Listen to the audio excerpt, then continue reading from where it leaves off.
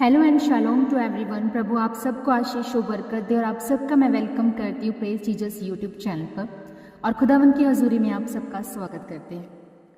आज का जो हमारा हिंदी बाइबल स्टडी का टॉपिक है वो है सपोपदेशक से। एक छोटी सी हम हिंदी बाइबल स्टडी सीखेंगे और इसमें हम बहुत कुछ सीखने पाएंगे। एक लेसन ऐसा जो परमेश्वर हमसे बात कर रहा है इस वचन के जरिए और हमें वो सोल्यूशन दे रहा है हमारी परिस्थितियों से बाहर आने के लिए। तो चलिए शुरू करते हैं आज के वचन को।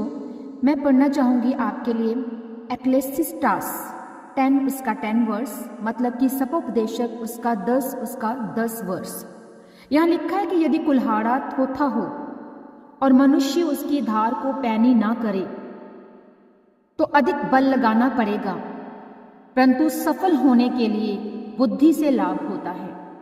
मेरे प्रियो, हम यहाँ पर देख रहे हैं कि एक कुल्हाड़ा है और वो कुल्हाड़ा कैसा है?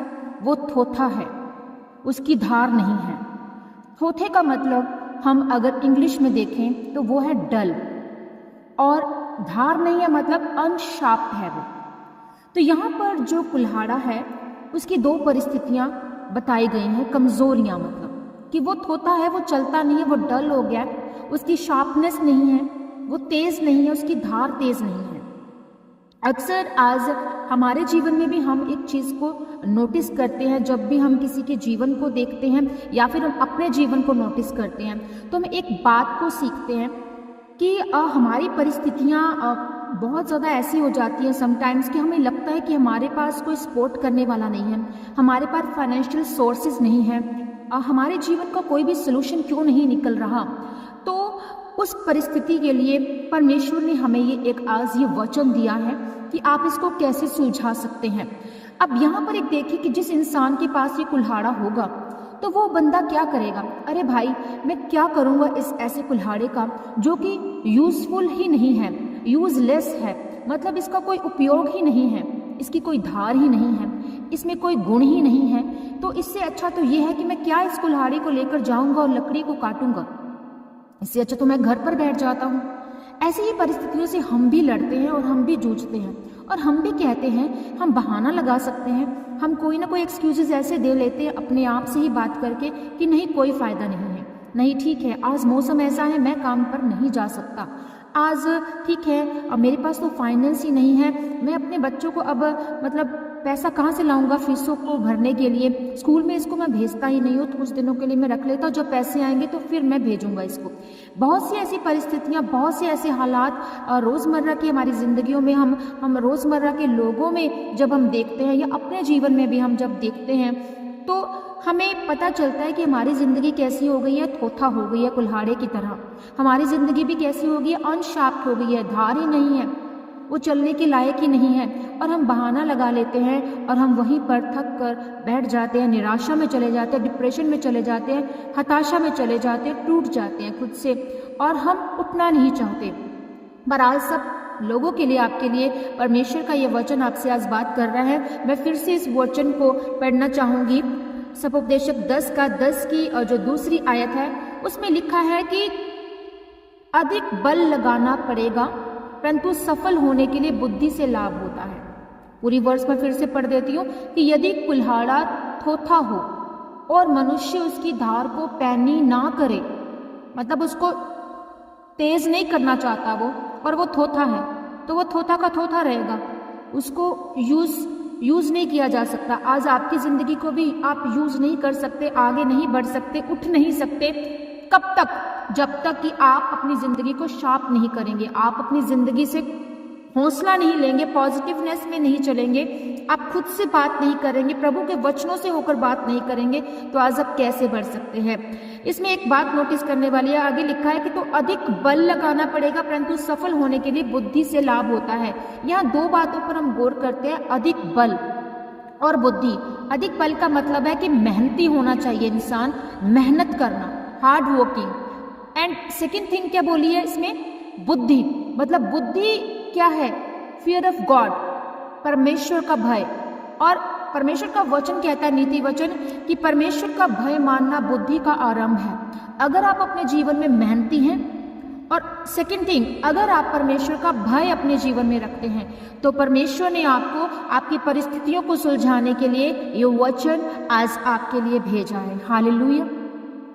तो यहाँ हम देखते हैं कि अगर हमें लगता है समटाइम हमारी ज़िंदगी तकलीफ में है, कोई सपोर्टर नहीं है, कोई फाइनेंस नहीं है, कोई हालात अच्छे नहीं हो रहे, बार बार वीज़ा अप्लाई कर रहे हैं, वीज़ा रिजेक्ट हो रहा है, हमारी फैमिली सुखी नहीं है, हमारे पास कुछ भी सोर्सेज नहीं है, हमारे अपनों ने हमें छोड़ दिया, हम बीमारियों में हैं, हमारे पास औलाद नहीं है, हमारी शादी नहीं हो रही है, सब कुछ क्वालिटीज़ हमारे अंदर है, एक अच्छी जॉब है तो हमें लाइफ पार्टनर नहीं मिल रहा, हमारे अंदर खूबसूरती है, कैरेक्टर अच्छा है, फिर भी लाइफ पार्टनर नहीं मिल रहा, हमारे में कोई कमी नहीं है हस्बैंड वाइफ में, फिर भी हमें औलाद नहीं मिल रही। मतलब बहुत से ऐसे रीजंस जब हम तकलीफ में होते हैं।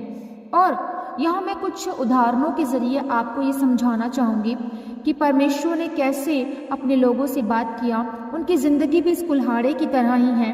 और बाइबल में हम कुछ कैरेक्टर्स को, कुछ चरित्र को मैं आपके सामने रखना चाहूँगी ताकि आप इनकरेज हों और इस वचन से आप उठें और खड़े हों और लड़े अपनी तकलीफ़ों के साथ और जीते और विन करें प्रभु यीशु मसीह के नाम में। हालेलुया। तो पहला उदाहरण मैं दाऊद का लेना चाहूँगी। दाऊद, जिसे डेविड कहा जाता है। दाऊद जो है हम देखते हैं कि जब शमूएल भविष्यवक्ता जो है वो यिशै के घर जाता है। यिशै कौन है? वो दाऊद का पिता है।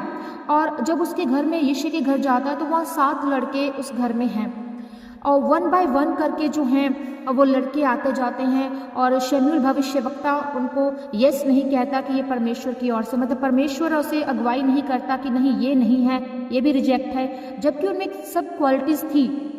वो मिलिट्री में थे उसके भाई, और दाऊद अकेला ऐसा था अपने घर में जो भेड़ों की चरवाही करता था।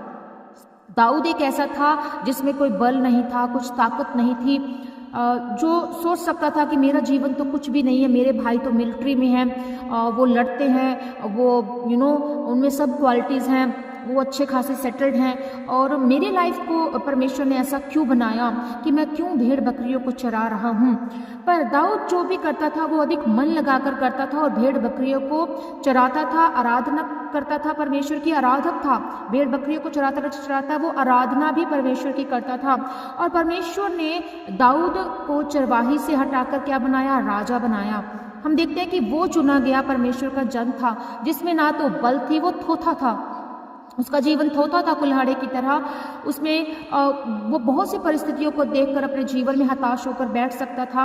पर परमेश्वर ऐसे ही जन को पसंद करता है जो जिनकी ज़िंदगी थोथा है, जो अपने आप को दुनिया की नज़रों में वो जो है वो नीचा समझते हैं, दुनिया की नज़रों में वो नीचे हैं, वो मूर्ख है, उनमें कोई काबिलियत नहीं है। पर परमेश्वर ऐसे लोगों को पसंद करता है जो परमेश्वर का भय रखते हैं, जो मूर्ख है, जो निर्बुद्धि हैं, जो बल लगाना नहीं सीख पा रहे हैं, जो गिर चुके हैं, परमेश्वर उनको उठाने के लिए आता है।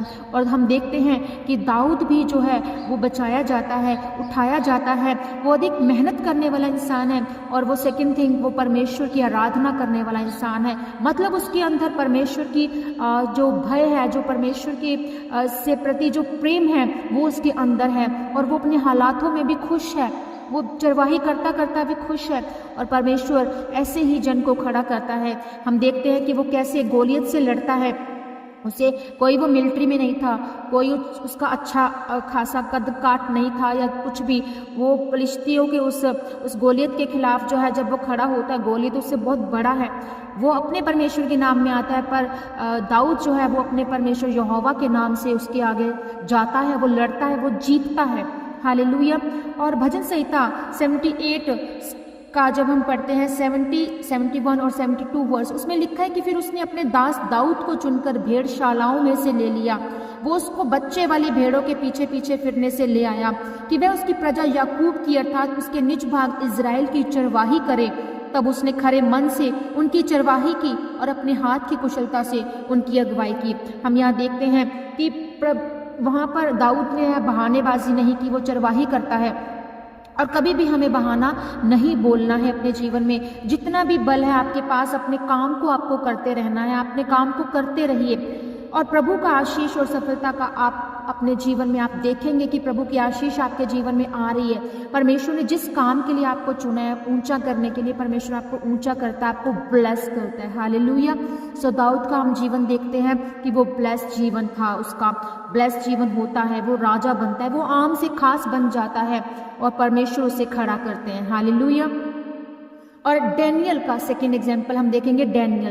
डैनियल जिसे कि हिंदी में हम दानियल कहते हैं, तो वो एक हम देखते हैं कि जब वो एक जवान लड़का था उसको कैदी बनाकर बेबीलोन के देश में लेकर जाया गया और डैनियल एक अलग देश में रहा, अपने देश से अलग था, अपने माँ बाप अपने परिवार से वो अलग था और उसको कैदी होकर वहाँ पर रहना पड़ा। पर देखें यहाँ पर भी डैनियल ने हार नहीं माना।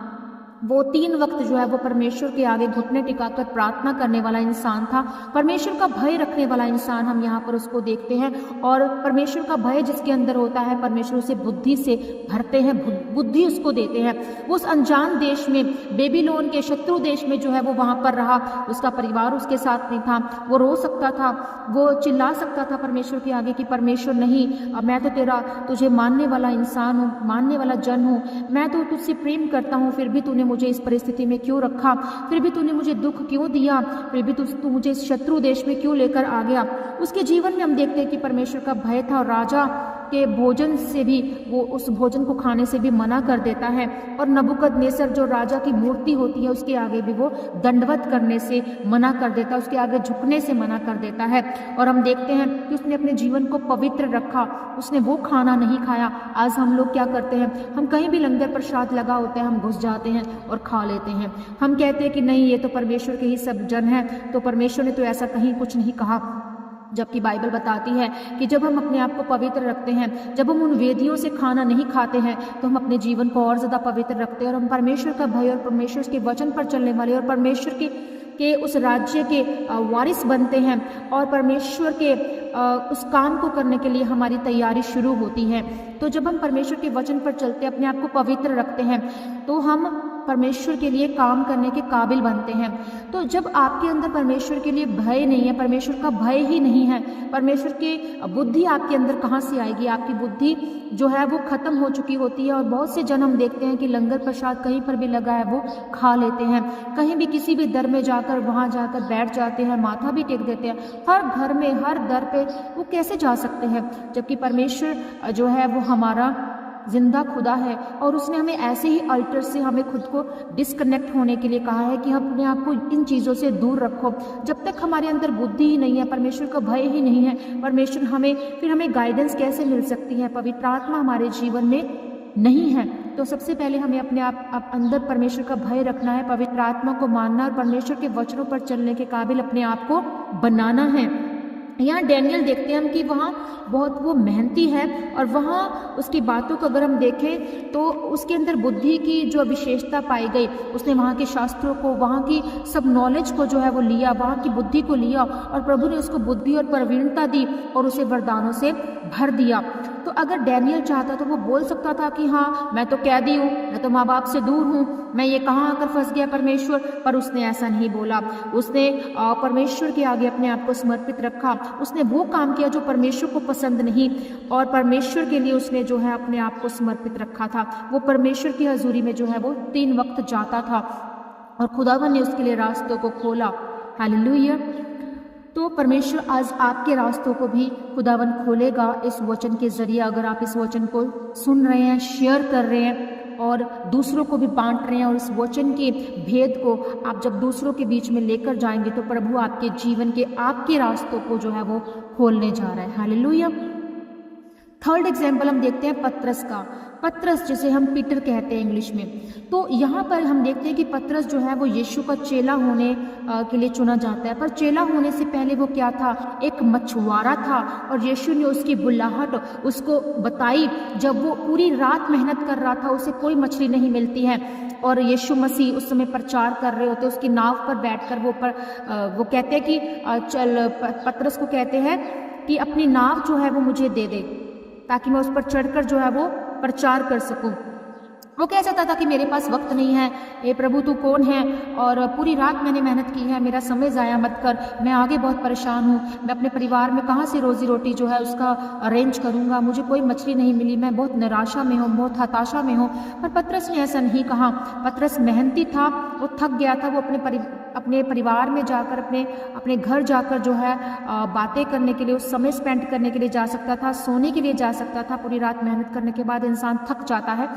पर यहाँ हम देखते हैं कि वो एक मछली पकड़ने वाला है और प्रभु यीशु मसीह जो है उसको उसकी बुलाहट बताते हैं।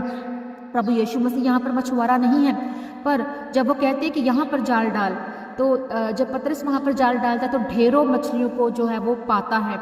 तो अब पतरस यहाँ पर मछुआरा है, पर वो कह सकता था कि प्रभु आपको नहीं पता है, आप कोई मछुआरा थोड़े ना हो, मैंने सारी रात मेहनत की है, मुझे भी तो पता है कि मुझे मछली कहाँ से मिलेगी।